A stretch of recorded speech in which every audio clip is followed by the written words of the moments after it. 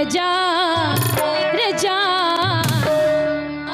एक बार ताली बजा दियो ना, एना नहीं बसियो अहाँ सब, एकदम बाबा के दरबार में छिए तो मस्ती में। रे जान कथी चढ़ल भैरो बाबा रे, जान कथी चढ़ल भैरो बाबा रे, जान कथी चढ़ल अब सातो मैया शीतला रे, जान कथी चढ़ल अब सातो मैया शीतला रे, जान रे जान सातो मैया शीतला रे, जान रे जान।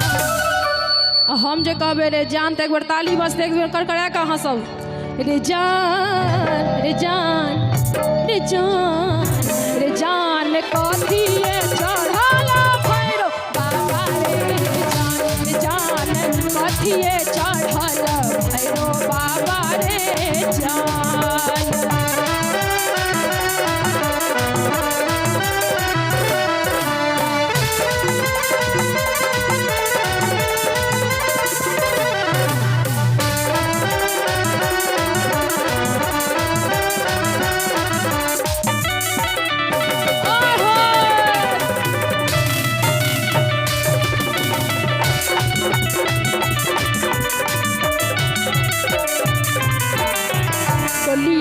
चढ़ला अब सातो मैया शीतला रे, जान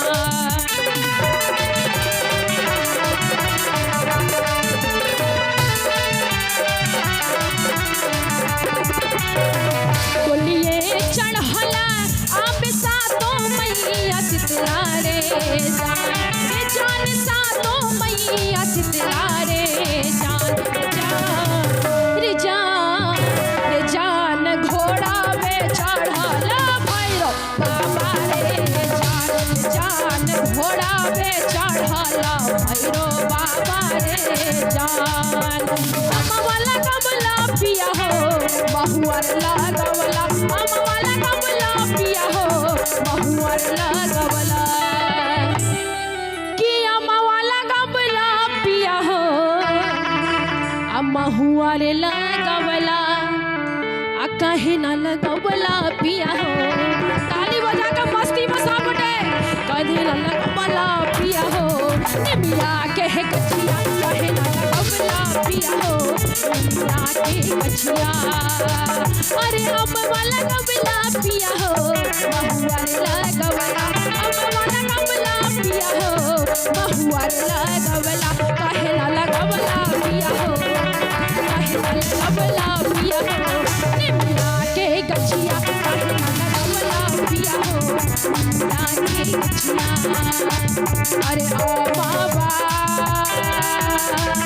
लगवला रे पिया हो,